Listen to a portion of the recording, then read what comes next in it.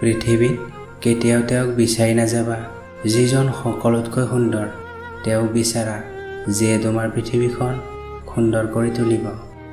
পৃথিৱীত ধুনীয়া চেহেৰাৰ মানুহৰ অভাৱ নাই, কিন্তু ভাল মানুহৰ অভাৱ বহুত। কেৱল ৰক্তৰ সম্পৰ্ক থাকিলে মানুহ আপোন হৈ নাযায়। বিপদৰ সময়ত কাষত থকাজনে প্ৰকৃত আপোন।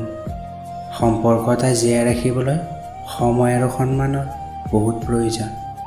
কিন্তু কাৰোবাৰ বাবে ইমানো ফ্ৰী আৰু এভেইলেবল নাথাকিবা যে তেওঁৰ জীৱনত তোমাৰ সময়বিলাকৰ কোনো মূল্যই নাইকিয়া হৈ যায়।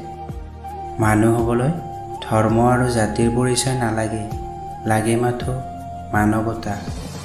অকল কাপোৰেই নহয়, মানুহৰ চিন্তা ভাৱনাবোৰো ব্ৰেণ্ডেড হোৱাটো প্ৰয়োজন।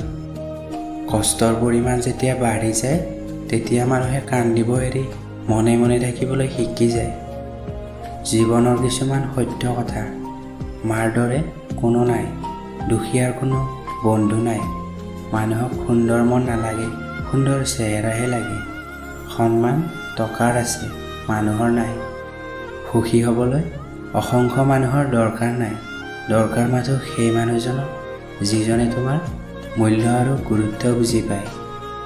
সকলোৱে বিচাৰে প্ৰত্যেকজন মানুহে আগবাঢ়ি যোৱাটো, কিন্তু মনৰ পৰা কোনেও নিবিচাৰে নিজতকৈ অন্য কোনোবাই বেছি আগবাঢ়ি যোৱাটো।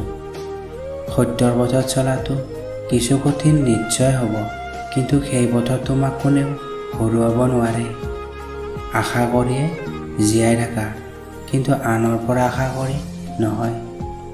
এই পৃথিৱীত এনেকুৱা কিছুমান মানুহ আছে যিয়ে নিজৰ সুখৰ বাবে আনক কষ্ট দিব পাৰে, আৰু এনেকুৱা কিছুমান মানুহ আছে যিয়ে নিজে কষ্ট পায়ো আনক সুখী কৰাৰ চেষ্টা কৰে।